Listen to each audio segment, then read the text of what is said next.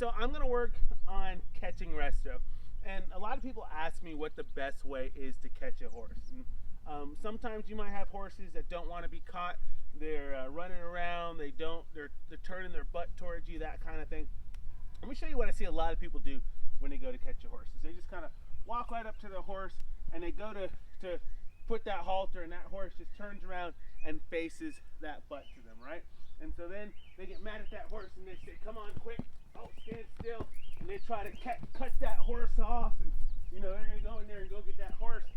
And you can see how when I'm thinking more like a predator with direct line thinking, I'm gonna go in there and grab him and get him, how it makes him more nervous and more uncomfortable. And so a lot of times what I want is I want my horse to choose to want to be with me.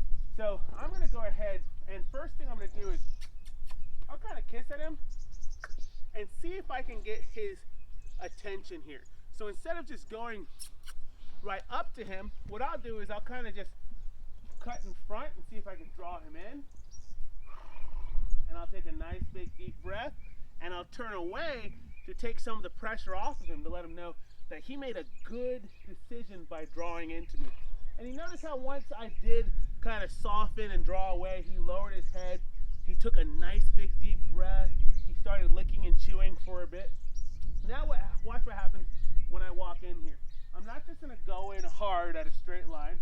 I'm gonna take a nice big deep breath, and instead of just picking up my halter and going at his face, you see how that makes him uncomfortable?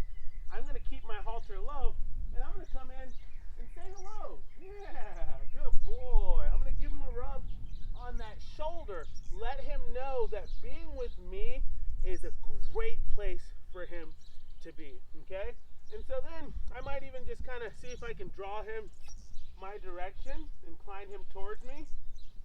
There, you want another rub? Let me rub you. Come here, bud. There, let me rub him on the neck here. Good.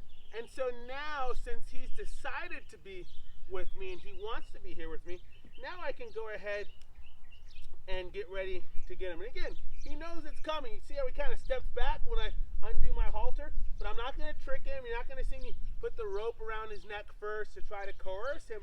I'm going to come back in here, give my pony a rub. Good boy. Good. I'm going to retreat. And now I'm going to reapproach. Good. Because I wouldn't want to continue on if he were drawing away from me. Because then all I'm doing is I'm catching my pony. And I don't want to be chasing and catching my pony. Again, I want my horse to choose to want to be with me. If he doesn't want to be with me, if I haven't put the work in to earn his respect and his trust, I've got no business putting the halter on him and catching him. But if I can approach there and he lowers that head, he's nice and quiet and relaxed and comfortable with me, well then I can go ahead and halter up my pony. It's so important when we work with these guys that we don't just think of ourselves and the end goal that we're looking for. We've got to keep our horses in mind and how they're doing every step of the way. When we make our horses a part of the process, when we're fair and we include them in on our thinking and why we're doing what we're doing, we're gonna set them up to be so successful. And when we set them up to be successful, we're gonna have a safe, soft, and steady ride every time.